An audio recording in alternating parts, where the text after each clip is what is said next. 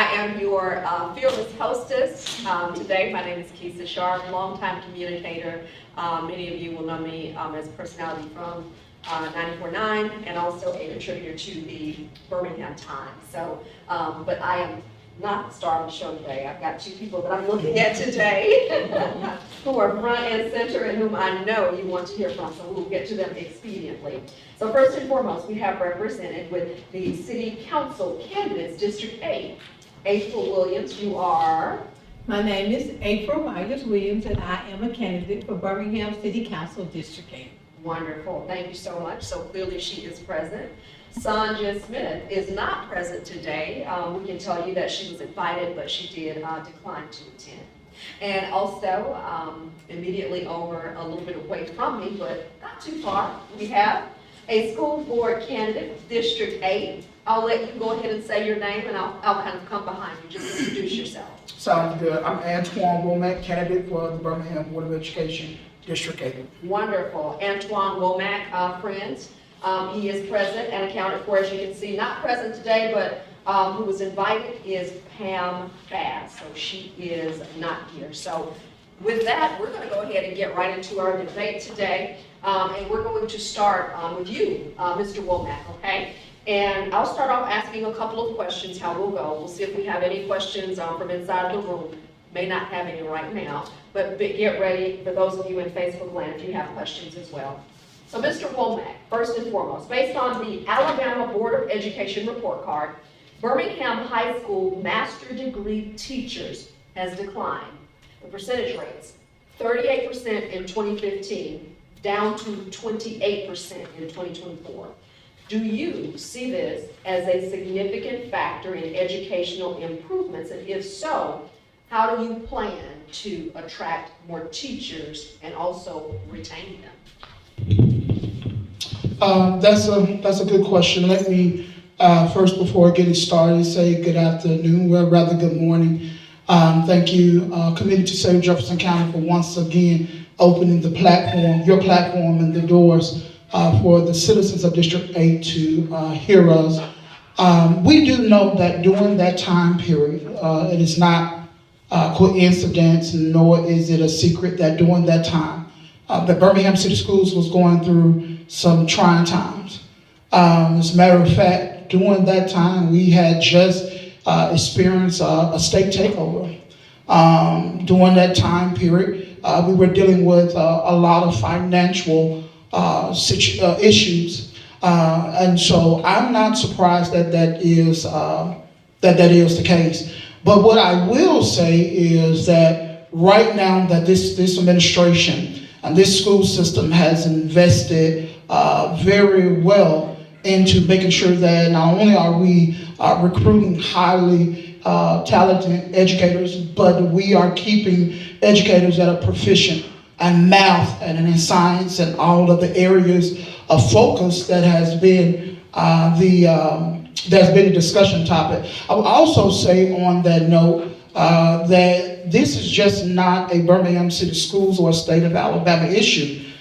There are school systems that are in far worse shape than Birmingham City Schools is pertaining to it. And if, I'm not going to say if, after elected on October 7th, I do want to make sure that the public know that I'm going to continue to support the superintendent when it comes down to making sure we keep the best for our scholars. I just heard something, and I hope that I am utilizing this microphone correctly. Maybe I am, maybe I'm not. I think that's it. There we go. Morale, you touched on that. You are certainly right that it is not a situation that's unique to Birmingham City Schools. So in terms of being one of our leaders in education, okay, for Birmingham, what do you plan to do or intend to do to help increase morale? Yeah, so one thing that I have been doing and that I will continue to do is making sure that I highlight the success that our school system has had.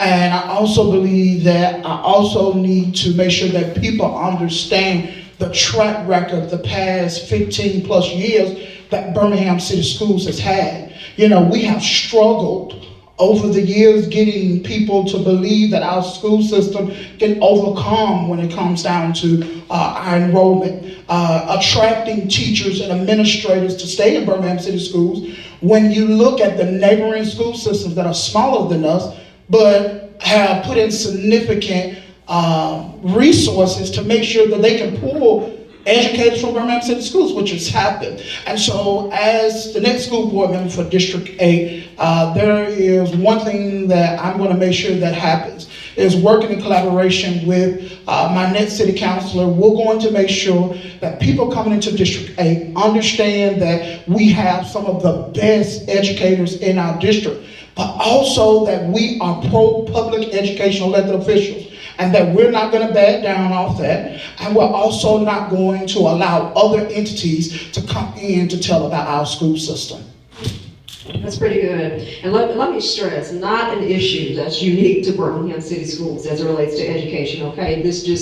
We're highlighting this today because we're talking about an upcoming election. Moving on from that though, according to our notes, District 8, is it one high school in District 8 that we have? There's no high school. Oh, no high school in District 8. Bush Hills Academy, which is a K-8, but the middle school portion, those scholars are in the feeder of Jackson Nolan. But when you look at it from city council or district lines, it solely sits in District 9. Ensley High School was the only thing we had, and it don't exist anymore. Yeah. We're going to fire Google. Google gave us some wrong information.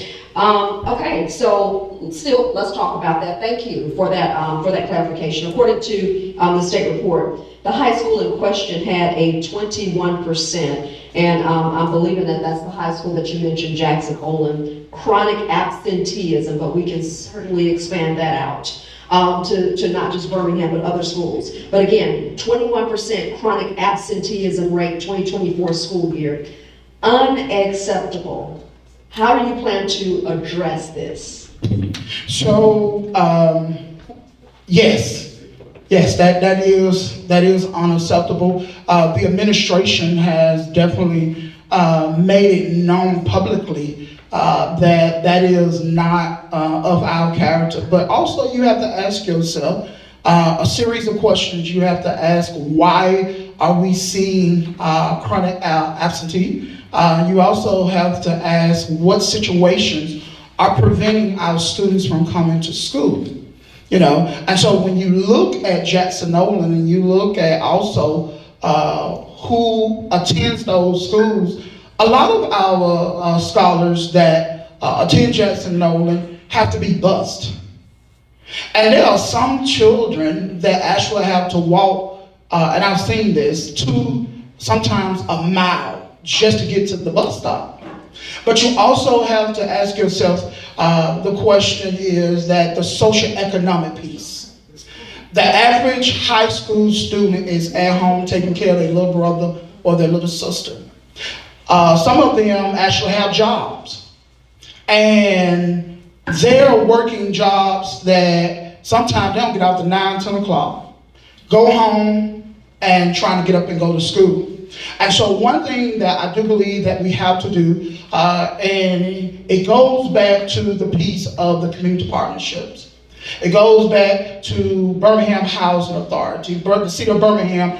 We have to talk about what resources or what avenues can we put in place to make sure that we're just not beating the hammer down, you're not coming to school, but we find out why they're not coming to school and make sure that we put in the resources to make sure that they get to school. I remember covering this, this was a couple of years ago, but a program in which the mayor's office directly went toward that and basically, gave incentives or whatever. Yeah. Do you know what I'm talking about? I do. And the mayor's office just recently, in collaboration with the school system and the housing authority, came up with that same similar initiative. And so what I will say is that after elected to the school board, once again, I do look forward to working with my city council and us coming up with ways on how we can make sure before the school year start and throughout the school year that we're promoting why it is important, Ms. Sharp, that we get our scholars in school. I think it's also important to point out that a big reason why it's important that we continue to push about attendance is because Birmingham City Schools funding within the first 20 days of September after they come back is solely dependent upon how much money we get from the state. And it also lets you know if we do not get that money, where we're going to have to go to find out where that money is. I like, and I'm coming to you in just a minute if you have something in the audience. Hey friend, I'm gonna come to you in just a second, but I'm here with you because I do some work in the school system, so it's kind of like a little bit of a passion of mine right now in terms of what I'm seeing. I like the direction in which you were going and saying, and I wanted you to expound on a little bit, because we cannot just say, you're not coming to school, get to school. Particularly in some of our communities, with some of our brown-skinned kids, we deal with more, and they are dealing with more than just get up, wake up, and go to school. So my question to you is, how do you, from sitting in the position of a school board member, okay, how are you able to look into that community? You know, is it a question of partnering with other agencies? Is it a holistic approach? What approach would you take to get at some of those issues that are affecting some of our children who have to do more than just wake up, dress, and go out to school and have a great breakfast and blah, blah, blah? They're dealing with a whole bunch more. So let's take for an example, and this is the difference between me and my opponent, is the fact that I grew up in that same condition that the average student is dealing with now. I grew up in the brickyard, had a mother that worked at 2 jobs, and there were times when we got home, there was food, but I had to make sure I got my homework, to make sure my little brother ate, make sure we took our clothes off, and at that time we didn't have a washer and dryer. We had to get in the kitchen and take our clothes and scrub them on our hands. And I still had to make sure that I called my mama to let her know we were okay. A lot of our scholars are still dealing with that. Now, how do we address that? We address that by making sure that those of us that have been trusted by those of District 8, that we go out and we talk to our partners. And we let those partners know that it is so good that you want to come and do something in Birmingham City Schools, but now I just don't need you to come and do something. Let me tell you specifically what I need, how we get it done. Who will get those resources? And I do believe that I am in a very unique situation of being the neighborhood president, that I've already begun to reach out, and I've already made some relationship with some people that are definitely interested in making sure that we do that. And so I think the key point that we need to make known here, and I want the listening audience to know, is that when you take the adult responsibility of our children, we found out that, guess what, they succeed more.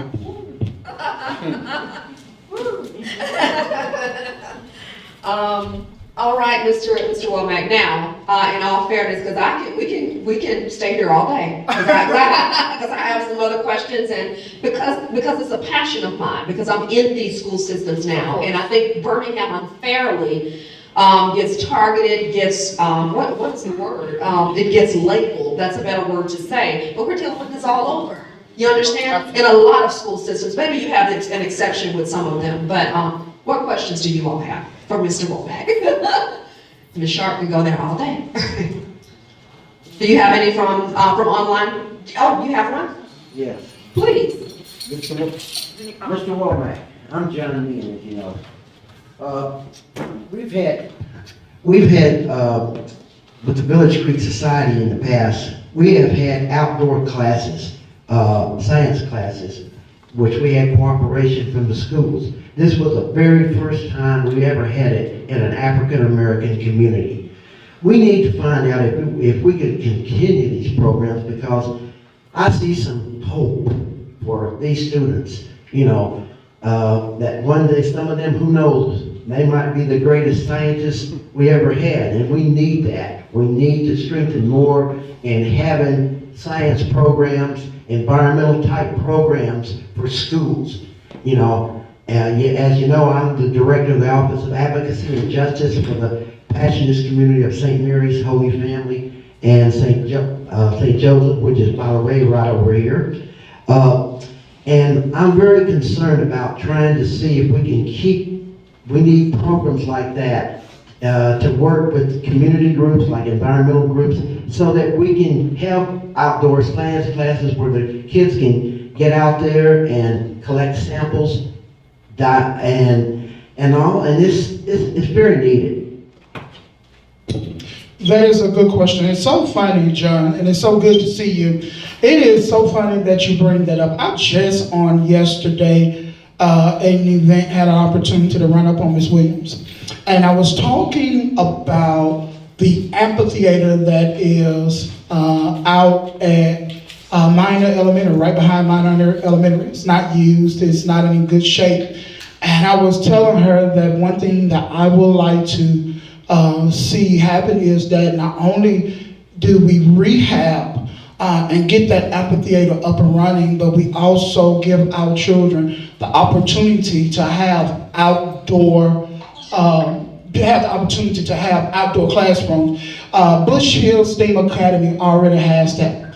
And having an opportunity with my relationship with Dr. Phillips, he has told me the impact of learning as it relates to our scholars being outdoors and with our scholars being within the classroom. And I do believe that's something that has already happened within our school system for the first time in a long time, is that there are a lot of horticulture and gardening classes and those type of classes that are yet going on.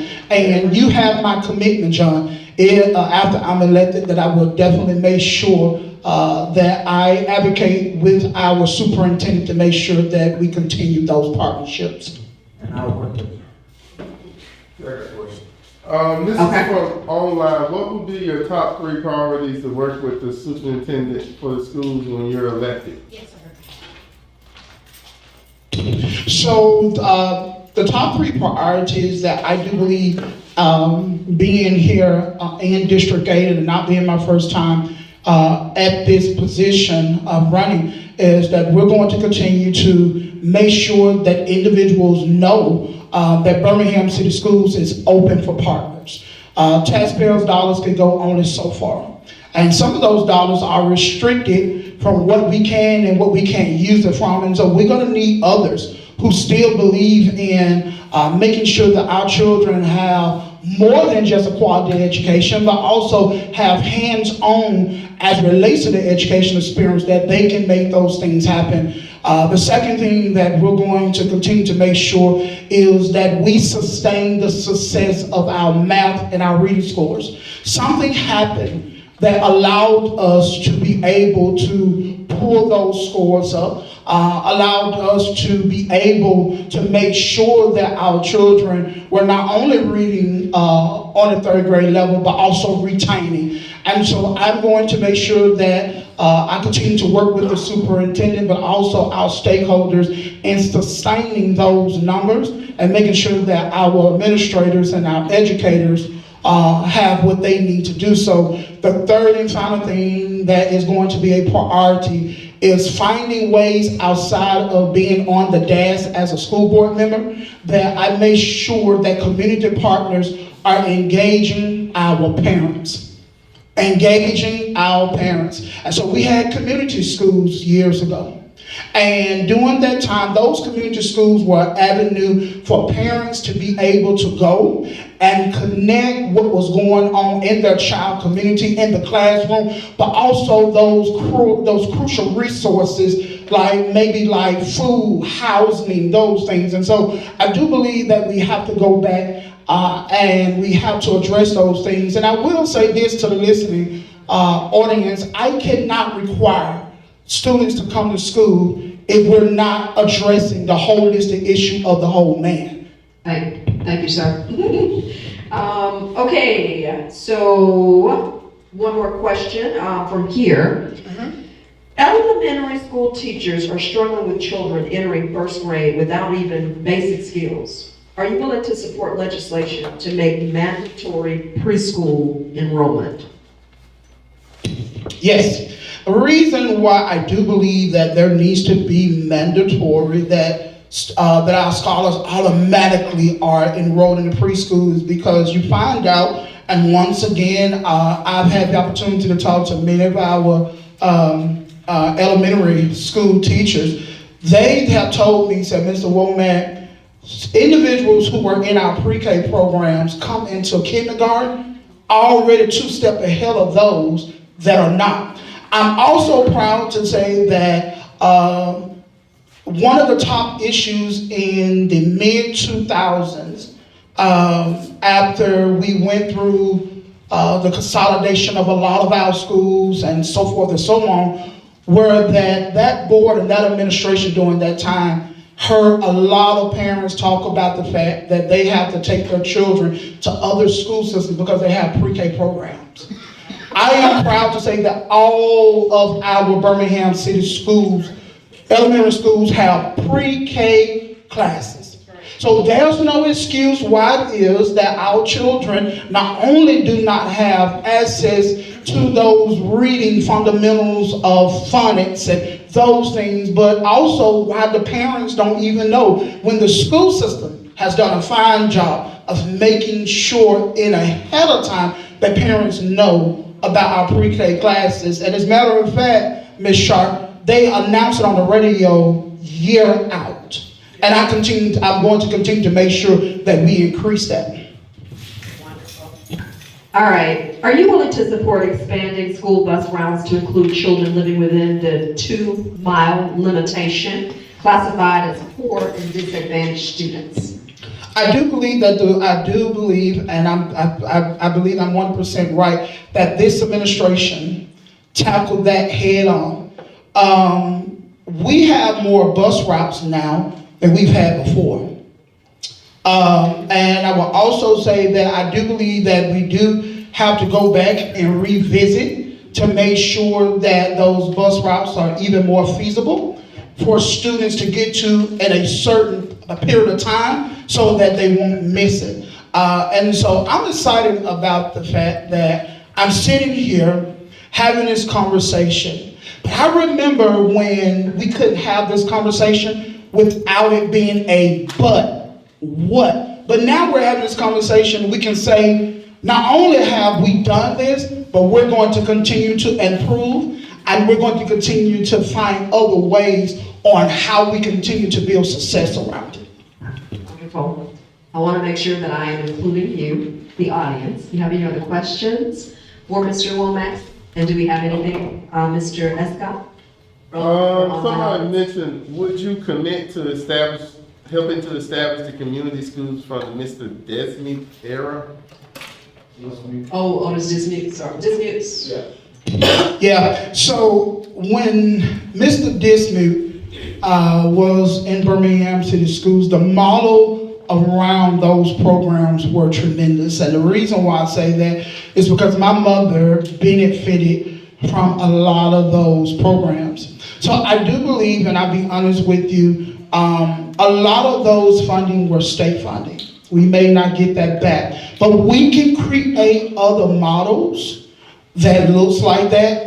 And I also believe that we can also find other ways on how we can restore some of those resources. You take for an example, the Housing Authority gets certain federal dollars that talks about making sure that those parents that have so many children that are within Birmingham City Schools, that they offer certain resources to make sure that not only the children have what they need, but parents also don't have to worry about it. And so as a school board member, not only is it my job to make sure that we have a balanced budget, that we make sure we have the best personnel, but it's also my job to go out and make sure that people once again know that Birmingham City Schools are looking for partners, but we want partners that are going to come in and deal with the whole issue, not part of it. You really kind of led into this last question I was going to ask you. I'm loving this partnership theme because we know in raising our children, it takes a village, okay? And a lot of times I think unfair pressure is placed solely on that teacher. So along that thought, would you consider collaborating with Black contractors and businesses to include more school service contracts and supply agreements to help our students? Yes, yes, yes, and yes. Reason why I tell you that here in Birmingham, and I may get in trouble for doing this, but hey, who cares?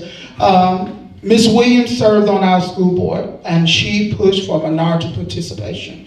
During her tenure as the board president, I sat in those meetings and watched her go head to head with other board members about making sure that those that are in our city and those that want to do business and want to bring their resources into our school system, that we give them opportunity. And so one thing I will say is that this superintendent and this school system has opened the door for that to happen. And under this administration, the past 5 years or so, we've seen more minority participation in Birmingham City Schools than we've ever seen before. And I'm going to make sure, to the best of my ability, after I'm elected and serving, that if we have any capital projects or any projects that require us to bid anything out, that it be said from the desk how much minority participation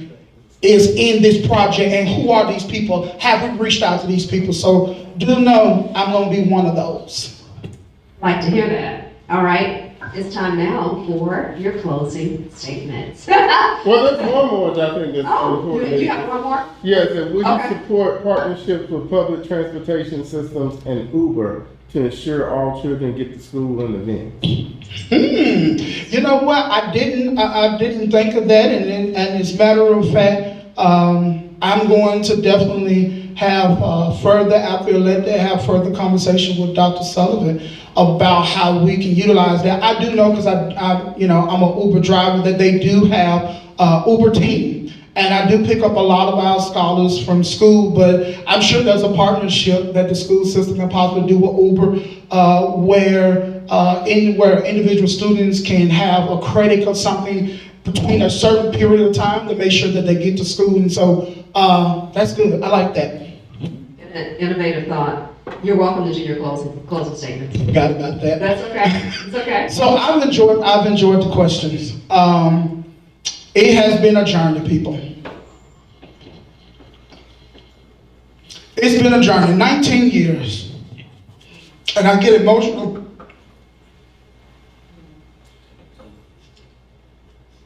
It's been 19 years since I started this journey.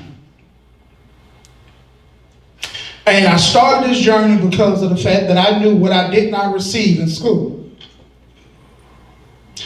And I knew that if there was not an individual that made themselves available, or at least tried to address those issues, that not only were we going to continue to see the same thing happen, but I also, for the past 19 years, have watched issues go from being not answered to addressed.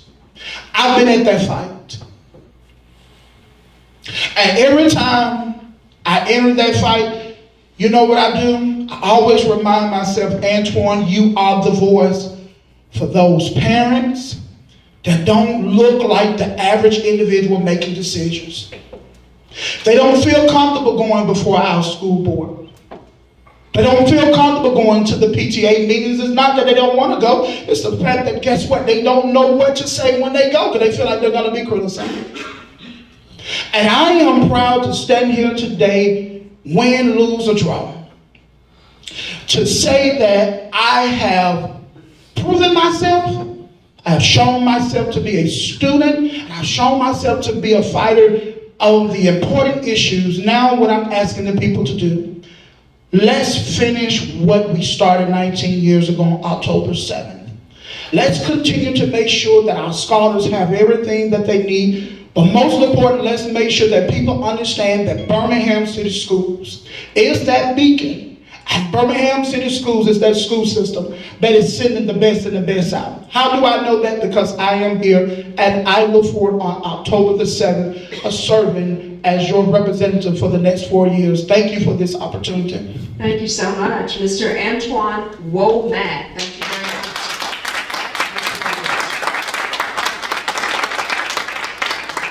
Unless you're in that classroom, I have some educators in here, we know the struggle is real.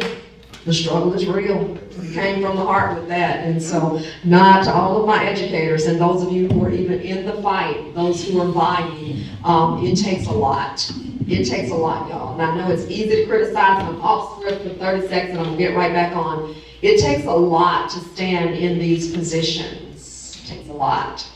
So it's easy to criticize, easy to politicize, but they're on the front lines with our children and wanting to do better. And that's not an endorsement statement. That's just someone who's in the classroom and who's in the fight with you all too. And I just, what do you call it? I stick my toe in the water and jump out when I get ready. I have a little more flexibility. But for those every day, my God. But there is hope. There is hope. And we're gonna move on now to my person, well, we'll say a person I've known a long time. Yeah. To keep us in the clear today. How about that? But many of you know her as well. She has been a staple here in Birmingham. Miss April Williams, who is vying for a place on the Birmingham City Council and has long represented Birmingham's interests in other positions. So we're going to get right into it, Mrs. Williams. The light is blinding me, so if I'm looking at you peculiarly, please forgive me. First and foremost, you know, this is a funny question, but you know, we've got to talk about this money. How do you plan to prioritize the use of discretionary funds? Wow. So, had a very lengthy conversation with Councilor Carol Clark about discretionary funds and the funds that are allocated annually. Previously to her being in the position, Councilor Hoyt did a wonderful job of generating revenue through the Party for a Purpose. And he was able to utilize a lot of those funds throughout the district. And each year, your discretionary funds have to be used, or for him, he moved them at the end of every year to capital projects. And therefore, there was a surplus of funding available that has enabled Councilor Clark to provide funding like to Rising West Princeton for his facility, to Bush Hills, to Bellevue Heights for capital projects. Well, what I would like to do is to have a team that would help make those decisions. The community can best determine where it needs and wants to place its funds. When I served on the Birmingham Board of Education and we were looking at schools, what I did, I called all the neighborhood officers together and they made the determination of which school we would start first, and they selected Glenn because the students were going from 3 different facilities every day. The lunchroom and gym was here, the education facility was here, and then the band building was over there. So the community made that decision. So to wrap all of that up, I would like to have a council of leaders from District 8 to get together, take in applications from the community, and make those decisions of how those funds are allocated. Speaking of making those decisions, you know, sometimes in the city, and particularly in the position that you would sit as a city council person or whoever would win that seat, there's criticism about how those funds are distributed, okay? We've heard this before. This is not personal opinion. Can you tell us, or can you talk to the people who are listening and the people in this room, how do you decide which community organizations get priority and receive those funds? What does that look like? Well, that's what I kind of just addressed. I want to make sure that the community is making decisions of how those funds are allocated. We have 12 neighborhoods. We have nonprofit organizations, we have places of worship, we have different leaders. So we would have a council that would take in applications and review them. And I'm not talking about a city council, I'm saying a council of leaders of District 8. Okay. Because when people make decisions for themselves, they can better first understand what the needs are. If we're all sitting in a room and we're all reviewing the same information, we may or may not agree with the final decision made, but we can all have that information and be armed and then make the best decision for District 8. I can't make it in a vacuum because I am only going to see those things that are present and before me. But like, for instance, Mr. McCall is sitting over here. He's from Ensley. He knows the needs of the Ensley neighborhood more intricately than I would. If he's there, he can make that appeal for the people that he represents. Mr. Gunn would be representing Bellevue Heights, Ms. Streeter, Bush Hills, Ms. Adrian Pearson, College Hills. And then you'll have your places of worship, and you'll have your nonprofit organizations, and they can all then share and make the best decision that they can recommend to me as the council that I could then make the delegations. So what I hear you saying is you're going to be listening. I'm going to be Leading. listening, and I'm going to be partnering with the people I serve. Nobody can make a better decision for me than me. And that's how, the same thing I feel about the people in District 8. I can't make better decisions than they can make. Questions from the audience at this time or online, because I can keep going with this. Yeah. Did you have a question? No, go ahead. I yield to the Sorry, Jarvis. My name is Jordan McCall, president of the Ensley community and neighborhood. April back, years ago, Councilman Hoyt came to our neighborhood concerning Ensley High School and Ensley Park, because they were gonna, redistrict this area out here. He told us that if we give up Ensley Park and let them have the Bush, Ensley High School site in District 8, you may not know anything about this before your time. We looked at Ensley High School site now, was promised the development come in and build 242 apartments there. Then go through, another development came to me about 3 months ago about coming in and taking over, but the other development did not come through. Well, you compare by Ensley High School, the grass is taller now, and the site have been neglected. I don't know why, because we voted to rezone that area for, housing, homes. So if you, I know you are, but when you are elected, what are you going to do about that part, Ensley High School site? We got plenty of land. Are you going to help our neighborhood to get that site redeveloped and grass cut? Because we need your help, the council help. Council Block, she told me that, well, that's the only part that she really had in her district was the Ensley High School. With 242 houses there, that would really be a whole other community if we get someone to come in to develop that area. So are you going to pay attention to that site that we can redevelop it and make it a vital part of the Ensley neighborhood? We need some help. Otherwise, it's going to be just like it is down there now. You pass back on the way out, the grass, like I said, is taller than that. It needs to be taken care of. And someone needs to pay attention to that site. Thank you. I'm smiling because I just had that conversation just yesterday with Councilor Clark. Because as I'm canvassing, I rolled by and I said that is a real eyesore. And if I lived across the street, the council would have no peace. And the mayor, I would be there every day asking for them to maintain that property. I recall very well, the city of Birmingham purchased that lot from Birmingham City Schools for $50,000. That was pennies on the value of it. So there is an obligation from the city to make sure that that property is properly developed and become a resource for this community.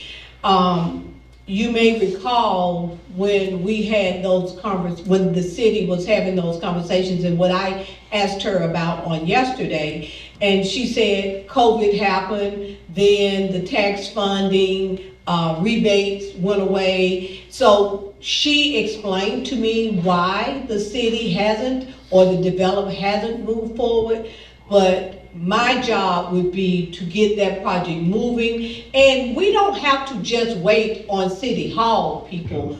We have developers who are willing to invest in our communities. We just have to welcome them, and then we have to walk with them through the process. As you talked about the rezoning, has that been completed? If not, we walk them through that process.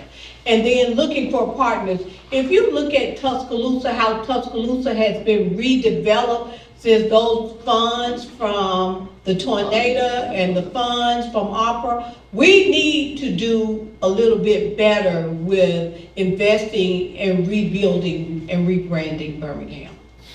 And I am totally committed to that. One here, one-on-one. Yeah. All right. Maybe go ahead, Mr. Hammond. Good morning, everyone. Good morning to you. Good morning. Two things, and all in the same. Are you, once elected, will you reach out to the faith community to be a part of the leadership decisions, or even bringing them in? And two, do you have a plan for mental health in District 8? So, when I introduced the Council of Leaders, places of worship would be at that table. I've been throughout this process of campaigning, meeting and keeping in touch with ministers. There's a group that meets every week, and so I've been there a couple of times. But I grew up in Ensley, in case you don't know. I grew up at Metropolitan CME Church. When I married my husband, he was at Sardis Missionary Baptist Church, so I joined Sardis Missionary. My daughter was in high school. She was interested in Faith Chapel. My family now worship at Faith Chapel. So I am intricately involved and committed to places of worship. And the church is central to every community. And the Black church plays a huge part in the vitality of any community. So back to your question about mental health, you know, even in my conversation with you, that's something to me, we, as Mr. Womack talked about, the whole child, I look at the same thing about the whole community, the whole person. We have a lot of people in our community that have mental illness, and we need to address that. People who are displaced, people who are homeless, some of our violence, some of our domestic violence, centers and stems from mental illness. So I would definitely like to have a branch of my administration to particularly address that and have those partnerships with places of worship and the mental health community. Okay, I get probably not proper, but I got 3 questions right quick. The first question is something you just said. So are you saying that you're going to meet with the presidents? They're going to be your council, the presidents of these neighborhoods, like the Mr. I forgot your name. Mr. Call. Yeah. Well, I'm not gonna limit it to the president. I'm gonna let each neighborhood association delegate who they want to be their representative on the council. Okay. I don't wanna make that decision. The neighbors select their presidents, and that body can say who they want to sit. Right now, you have 99 neighborhoods in 23 communities. District 8 does not have, we have 3 different communities and 12 different We have 3 different of those communities and 12 neighborhoods, right? But they are not one jointed unit. College Hills sits in Smithfield. Right. Rising West Princeton is in West End, all of them. Bush Hills and, Bellevue Heights, Ensley House, Central Park, and Fairview, they're in 5 Points West. Then you have Thomas, that's, I think, in Enum Ridge, and then you have Smith, Tuxedo Heights, that's in, Central Pratt is in Tuxedo Heights. Tuxedo Court is in Ensley, but Tuxedo Heights is in Central Pratt. So you see how many different disjointed groups you have? I would like to bring them all together as a District 8 leadership team. Okay, the reason I asked that, Ms. Williams, was because I have always felt, this was not one of my questions, I have always felt that the process of the CAB was not respected at City Hall. It should be government that starts from the neighborhood. And like you're talking about, and it touched me when you said that, and then go to the council from there. And what you were talking about, the reason I said president is because I don't think the neighborhoods are respected in this process. And if you would empower them, every mayor that I have known other than Mayor Arrington has worked to take power from them. So that's the only reason I said that. I'm going to 2 quick questions, then I move on. Birmingham Southern is in your district.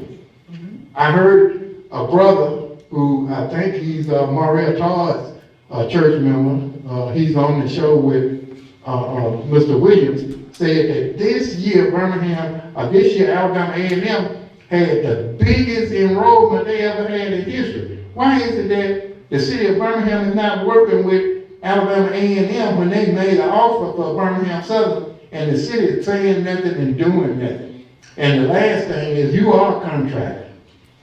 And so how would the disparity study, you think, help the contractors have more opportunity? Okay, let me take the first question, right? The second question. Wait. You got me with that contractor. We were talking of, what's your second question? Birmingham Southern. Oh, Birmingham Southern. So that is kind of an elephant. Because Birmingham Southern is a private institution. And it has a governing body, and it really has 2. You have the college, and then you have the United Methodist Church. So they are ultimately the ones that will make the decision on the sale and the final use of that. So what that means is we have to be at the table, we have to be a party, we have to make sure that we are engaging with them. And fortunately for Bush Hills, the neighborhood leadership, because Birmingham Southern sits in Bush Hills, it has a big footprint in Bush Hills. Lane Essence, who was the vice president, sits on our board for Bush Hills Connection. So we have been a party and staying abreast, and currently they do have 2 viable options that they are working with. One I like a little better than the other, but they are both vital. But you can't, as much as, I like Miles College proposal. I like Alabama A&M. I like the one that they had with them coming together. But we can, the city of Birmingham did give them $5 million, loan them $5 million, but the state didn't give their share, which meant Birmingham Southern closed. So now we just have to be sure that we're at the table, letting them know what's the best use that we as a community would like to see in that facility. And the disparity study last week. Okay. Whenever you start, I'll start counting them. So on the disparity study, that's a long history for Birmingham. Actually, when I was in the fire chief's office at Birmingham, that was a reverse discrimination suit against Birmingham with the white firefighters against the city of Birmingham that I worked on. I was there when other disparity studies were done. The value of a disparity study is to let you know where the disparity is. We are really not struggling with that. Our struggle is on the implementation of the recommendations of the disparity study. And I can say to you the same thing as Mr. Womack said. I have always been an advocate for people in a community to receive the benefits of the dollars that government or that entity spend. If we're spending dollars in Birmingham, people in Birmingham should benefit from those dollars. Not just based on race, social economics, what your commitment, how. If you look at a community, if it's 90% African American or 30% Hispanic or whatever those percentage, then those dollars should be allocated to those community people or groups. What's the proper word to say? Equitable distribution of resources. That's it. Ms. Williams, my name is Dexter Cunningham, and I represent the retired employees of the city of Birmingham on the pension board. My question to you is, what would you be willing to do to advocate the proper compensation for those employees who have served the better part of their working careers, because presently they have not received an increase in 3 decades? Now, of course, that has to be executed from the mayor, because the mayor is the individual who decides what the revenue distribution is. But as a city council person, how are you going to have the mayor have greater accountability for the least of these that have already served the city and now are being ignored? So let me go back a little bit, if I could. When I worked for the city of Birmingham, that was prior to 2016 when the Mayor Council Act changed. And at that time, the mayor proposed the budget and the council proposed the budget. Then they negotiated and came up with a balanced budget that would address employees. Well, now, as you just said, only the mayor makes the recommendation and the council can vote it up or down. If the council chooses not to approve it, then the mayor just continue to operate off the previous year's budget until a new budget is proposed. And the mayor makes recommendation to move funding from one line to another, and the council can only make the vote it up or down. So, to me, the first step or the first action of business should be to have the Mayor Council Act rolled back prior to 2016 so that the council can be accountable to the people and make those allocations. But to your point, I would advocate, similar to how we receive our increments, our cost of living increases should be done the same way your city employees who are currently working. It may not be the same percentage, but there should be a percentage allocated for retirees as they are doing the negotiations. Not just a one-time thing. That should be a process in place for a periodic review and those decisions to be made. Wonderful. Go ahead, Mr. Jarvis, we're gonna tap someone from online. Okay, there's 2 that came up. You can choose how you want to tackle them. The first one is, how will you use 501c3s to help the community if you're elected? And another question is, what's your assessment on crime in the city, and how do you suggest you can help get it addressed? Okay, so now you know she's timing me, right? So Yeah, I'm gonna take one at a time. Yeah. So your first one is, how would I utilize 501c3s? And I think you're asking the perfect person that question. I am a founding board member of Bush Hills Connection, which is a 501c3 that works alongside the Neighborhood Association to provide resources and to help that neighborhood achieve its goals and its objectives.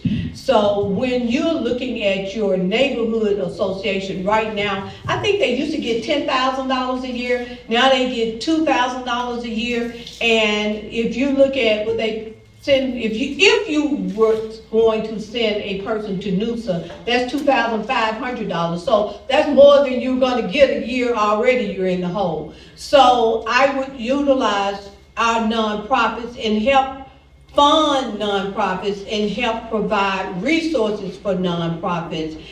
And you have a number of organizations. I recently completed a couple of years ago, Alabama Association of Nonprofits Leadership Institute.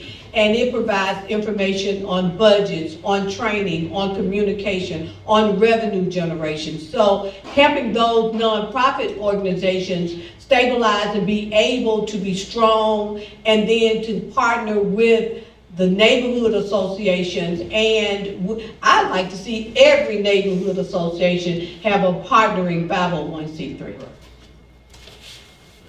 Want to take the second question? I'm ready for the second question. Okay. Okay, what are your assessments on crime in the city, and how do you suggest you can help get it addressed? Well, that's a loaded question. You have a lot of professionals that are addressing that. You have Chief AC, former police chief AC Roper. The mayor has a team that's addressing it, and I ran into Chief Roper and have his number, and we are going to sit down and talk about those strategies. I don't have all the answers, but I will tell you that when you look at the number of deaths, violent deaths that occurred in Birmingham last year, we are drastically down. However, if you look at those other crimes, burglaries, domestic violence, rapes, all of those numbers are higher than they were last year. So we have to address it from a holistic approach. We have to look at the underlying causes of violence and crime. We talked a little bit ago about mental illness. We need to look at social economic. Most criminals commit crimes where they live, work, and play. They very rarely go to another neighborhood. So let's look at those underlying root causes. Let's address those. Let's put strategies in place. I don't like to meet. I want to get strategies. I want to implement them. I want to partner with the people in our communities, the subject matter experts, and then create initiatives that we can collectively work together. First of all, Mrs. Williams, it's good to see you. Always. Before I start, I wanted to mention the organization I just mentioned when I was speaking to Mr. Womack. We're going to be sponsoring a Green Mass this coming Thursday at 7 p.m. at St. Mary's. We're going to be honoring those who work to protect our earth and our environment, our land, our water, and our air. And I'd like to invite everyone to come, and we're going to have a reception afterwards to fellowship. And I urge everyone, and I do have some flyers that I'd like to leave. But my question is, what will you do if you are elected to the city council about supporting green zones to help communities who are affected by environmental racism? Communities that are affected, because people are getting sick and they're dying from these corporate polluters who don't care nothing about our city and our communities. And we need to do something. Several cities like Newark, New Jersey, San Francisco, and even next door, Fulton County, Georgia, have adopted these green zones. Why not Birmingham, Alabama, doing something so that we can hold these polluters accountable?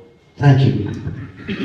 So I had a little firsthand experience with that. You may recall when Sherman Industries wanted to reactivate that plant over in 5 Points West. That's not this neighborhood that I live in, but it impacted me and the people that I love, right? So we became involved in it. I received the notice on Thursday that it was on the city council agenda for Tuesday. No one knew anything about it. That was Friday. No one knew anything about it. So I called Dr. Mark Wilson at, he was then at Jefferson County Health Department. He was the director. I sent him a letter, asked him to meet with us. I reached out to the pollution organization. I can't think of the name of it right now. But Dr. Mark Wilson met with us out on site. I sent a request to the city of Birmingham, Freedom of Information request on when did that process start? What was the status of it? What actions had already been taken? On Monday, on Sunday, the neighborhood officers, we came together and formed SOS to fight against that. So I have been intricately involved and engaged, went out with the mayor and the other neighborhood officers, and as a result of our action, there is no Sherman plant in 5 Points West.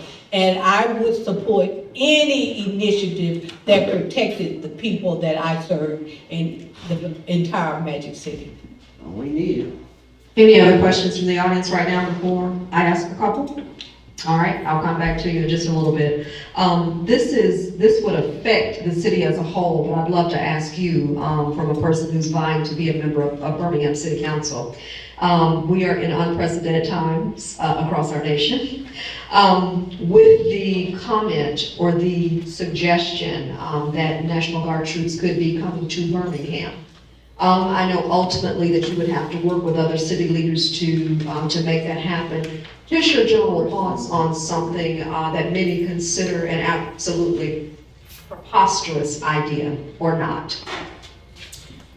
Well, you know, that would really mean everybody sitting down at the table, working together. That would mean the council, the mayor, the police chief, which reports to the mayor, the county commissioners, the state legislators, as well as the state governor. Because when you are fighting the national government, you don't want to be there standing alone. I would first pull everybody together, just like we did for SOS. You're stronger together than you are apart. Let's look at what we have addressed. Look at what did we do to reduce the violent crimes. What are we going to do to address the other crimes? And if we have a plan, we don't need you to come in to implement your plan, but we have to have a plan. So that would be my strategy for us to show our strength, show what we're going to do to take care of ourselves. We don't need a National Guard coming in. Self-policing is a whole lot better than external. So I like to see us work on what our needs are, as I talked about earlier, a more holistic approach, looking at wraparound services, looking at mental illness, looking at those social determinants of health for community. Sort of a collaborative approach and in-home approach before we get anybody else coming in. Oh, a show of strength is what I was thinking about as you were saying. Show of strength locally. Let's talk about, as a person, and I'm going to come from a personal perspective with you. I considered at one time, I don't live there now, but I considered moving to Bellevue Heights. And I went back and forth and forth and back and forth. I decided against it, and I have mixed opinions about that. But one of the concerns I had was moving there, the home that I would have purchased. House next to it had a whole bunch of activity and couldn't determine what that activity was. Okay, he just had a lot. I think a guy was working on cars or something like that. So the neighborhood, the house was close to the neighborhood president, and she said, we're going to get rid of it. She did. But from a person who had never been in that community, lived in that community, who was going to be working there day in and day out, I was concerned about living in that community. How would you talk to someone who's looking at, like Bellevue Heights, beautiful homes, large homes, homes you really, the aesthetics of it and how they're built, you pay much more in other parts. How do you talk to someone who's looking to move back to Birmingham to say it's going to be okay? Or what would you tell them who has the image of, yeah, I want to move there, but I can't get over the image of this community with crime and maybe some other things? I would say to you the same thing that I said to my family when I moved back to Birmingham. I live on Bush Hills. I have a home that had been vacant for 5 years. It had been burned, had been set afire twice. And when I found that home, actually dogs were living in it. It was boarded up, it had no windows, no doors. So if you, whatever you want, you have to create it. You have to be a part of the change. I could sit here and say, Birmingham needs this, Birmingham needs that, Birmingham, but am I willing to be a part of that change? And so I think that one of the greatest benefits for a neighborhood, and they're changing it, is the block watch. I am a block watch captain, right? And we have a group meet, and we communicate on that group meet. All of my neighbors are there. And if somebody sees something, somebody hears something, we communicate. If you have those issues with code violations, it's education. Educating your citizens on what's acceptable. We have code enforcement officers, but sometimes they're saying, well, that's the police department problem. That's the code enforcement problem. So making sure neighbors understand you're not supposed to park on your lawn. You can't operate a business out of your home unless it's zoned for business. You can't have furniture on your front. So we have to create the communities that we want to be a part of. And what I would say to someone coming in, come in, let's work together, let's partner, let's build the community that you want to be a part of, because there's no way for you to get what we have in Birmingham anywhere else.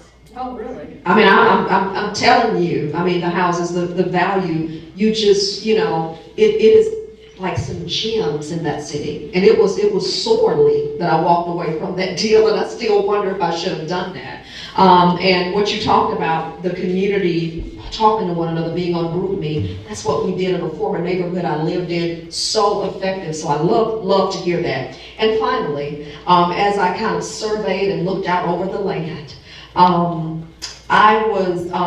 are a number of projects that may have been started. Why are you smiling? May have been started, and because that was a factor in my decision too. So revitalization and some of the things, you see traces of it, and I haven't been there in a while, but you know, can you speak to the plans to really revitalize this district, District 8? When I smile, it's because those are things that are near and dear to me. I grew up, as I said, on the west side of Birmingham, in Ensley. I actually was a cheerleader here for the Ensley Broncos. So my brother played on the football team.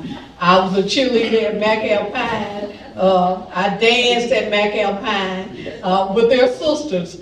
And so, and I shopped in 5 Points West. When I grew up, I could go to 5 Points West and get fabric. I could go to 5 Points West and get ice cream. We had 3 grocery stores in 5 Points West, 3. We had Food World, we had Western, and we had Winn-Dixie. We had 3. We had Aidland's shoe department, we had Parisians, we had Sears, we had McRae's, we had New Williams across the street. There wasn't anything that we needed that we even had dog groomers right there in 5 Points West. So whether it was a restaurant, we had Britlin's, we had, I mean, everything that we wanted was in 5 Points West. And It was the same way with Ensley. We called it, we going up in Ensley. I could go to Ensley Grill. I could go to McCurry's. I got my fish. You know, I got my hamster there. We went to Ensley Apothecary. That's where we went for our pharmacy. So, and if you look at Homewood, you look at Mountain Brook, they have those little niches right there in their communities, and we can have that same thing on our side of town. I spent the evening the other day, I got left work, went to get my nails done.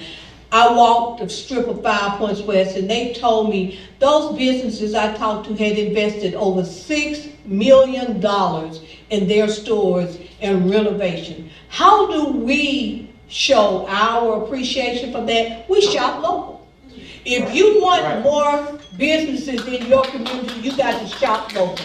That's where I shop. If I want something to eat, if I want seafood, I'm gonna go to Crab Rack in Crossplex. I wanna order pizza, I'm gonna order. I want a good meal, I'm gonna go to Lena's. I've been going to Lena's all my life. So we have to shop local, and that's what I did on my website. I created a shop local directory so businesses can register. And if someone want to know, I'm looking for an insurance agent. Oh, we have one in District 8. Here it is. If you are looking for an auto mechanic, here's an auto mechanic in District 8. And so we have to invest in those businesses, help them with their storefronts, help them with the resources, help them with the training and development that they need to stabilize and grow their businesses, but it's all about partnerships. All right, Mrs. Williams, you're making me want to reconsider moving back over there now. I want you to move back. Making me, or either making me think I didn't make a good decision back then. No, I love that. I love that for our community. So what I'm hearing her say is, and then too, when the people start shopping and making a statement known with their dollars, Yeah. that's when it cannot be ignored. You understand? It moves all these parts and whatever. Oh, they're doing business and shopping. We need to be a part of that because we understand even nationally, dollars and cents move things. Okay. Thank you. I want you to, are we still good on time for her to go ahead and wrap up her statement? So this has been wonderful talking to both of you. It would have been just as wonderful if we'd had our other candidates here too, but it's okay. This is life. Your opportunity, Madame, to wrap up with your closing statements. Well, I want to say that I am a staple of Birmingham. I grew up on the west side of Birmingham. I graduated from P.D. Jackson Nolan High School. My family moved to Bush Hills when I married my current husband. My parents gave me a home on Avenue G in Ensley, so that was my home. When there were some things that happened in my home that I no longer felt safe, I moved to the east side of town looking for a safer community. I was broken in over there too. And so when my husband's father became ill, he wanted to move closer as the only son. So we moved to his home in Tuscaloosa. When his father transitioned, we moved back to Birmingham. And as I was looking for homes, I looked for homes close to my roots. Yes. And I came back and found a home in Bush Hills that had been vacant. So I left it. I made it better than I found it. I served on Birmingham Board of Education. I left it better than I found it. I've worked for the city of Birmingham. I understand city government. I worked for the fire chief's office. I understand the needs of first responders. I've worked in street and sanitation. I understand the delivery of public services. I work in my neighborhood. I'm a part of this community. I will say to you, no one will work harder. No one will advocate more. No one has more experience. No one is more dedicated than moving District 8 and the Magic City forward than I. On Tuesday, October the 7th, I ask that you please return to the poll and take 10 people with you. Don't go alone. And vote April Myers-Williams, Birmingham City Council, District 8. Let's partner together to make District 8 great and ultimately the Magic City. Put the magic back in the Magic City. Come on now, let's. Williams, come on. Do you not hear the passion that's in these two who are a product of Birmingham? I'm really glad I had the opportunity. Rhonda Robinson was supposed to be here.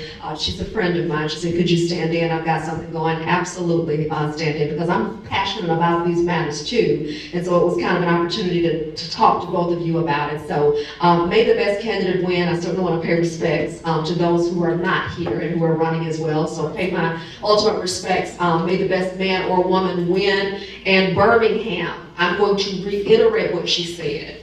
We cannot just talk about this. We've got to get up and we've got to vote. Talk is cheap. And it's high time that we make it so we can find time to do everything else we want to do. They can't say it, but I can say it. I'm an English minor and I can be as abominably incorrect as I want to. We need to get up and we need to vote. And as she said, bring some folks with us as well. The apathy will no longer work. It's time to get up and do something, Birmingham. I can say it, and I'm not afraid to say it, not afraid of it. So, and I see, look, Jarvis, I see you are gone now, but maybe the message will still spread. So that's my prayer. May the best man or woman win. I thank you. Mrs. Marcia, is there anything else that we need to do in closing out today? So you all have a wonderful rest of your Saturday, and shout to 10 people, go vote. Have a great day. Great job to our candidates.